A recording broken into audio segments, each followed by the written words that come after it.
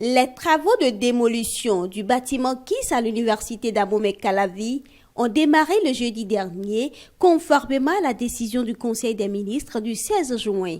Cette décision, qui vise à assurer la sécurité des étudiants, concerne également le bâtiment Hassan II, qui est encore intact à ce jour. Quelques étudiants rencontrés se réjouissent du démarrage des travaux. Nous, les étudiants, nous avons des difficultés de résider dans les résidences universitaires parce que la capacité des résidents aujourd'hui n'arrive pas à couvrir le nombre que nous sommes. À peine 600-700 personnes sont dans les résidences. Or, l'effectif de l'université, je ne pourrais le dire ici.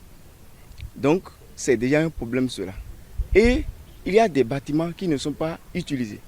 Nous avons par exemple KISS, nous avons d'autres bâtiments encore qui ne sont pas utilisés.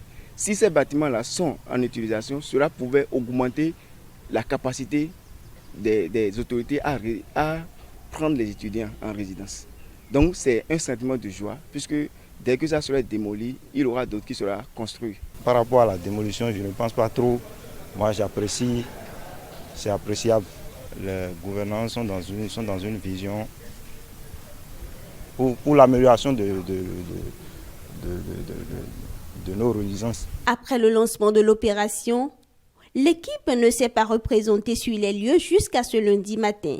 Le plus important pour les responsables d'étudiants, c'est de voir l'opération s'achever au plus tôt afin que de nouveaux bâtiments soient érigés. Jeudi dernier, cela a commencé. Ils sont venus annoncer le démarrage effectif de cette démolition à travers quelques cassures déjà, mais le travail n'a pas continué. Nous attendons qu'ils viennent pour continuer le travail afin que réellement le bâtiment soit démoli. Et ce qui importe pour nous, c'est qu'on puisse en construire d'autres. Jusqu'à aujourd'hui lundi, on n'a pas vu de pelleteuse. Le bâtiment Hassan II aussi, qui fait partie des bâtiments à démolir, n'a toujours pas été touché. L'État a pris cette résolution de pouvoir les casser en vue de nous doter encore d'autres bâtiments. Donc notre appel, notre cri de cœur, c'est que l'État ne puisse pas durer dans ce processus-là de reconstruction de nouveaux bâtiments pour les étudiants. Et penser aussi à finir, à demander à l'entrepreneur, autant pour moi, de venir terminer le bâtiment Bébide. Rappelons que la décision de démolition a été prise suite à une étude commanditée par le gouvernement qui révèle de sérieuses dégradations du bâtiment KISS et un phénomène vibratoire en ce qui concerne le bâtiment Hassan II.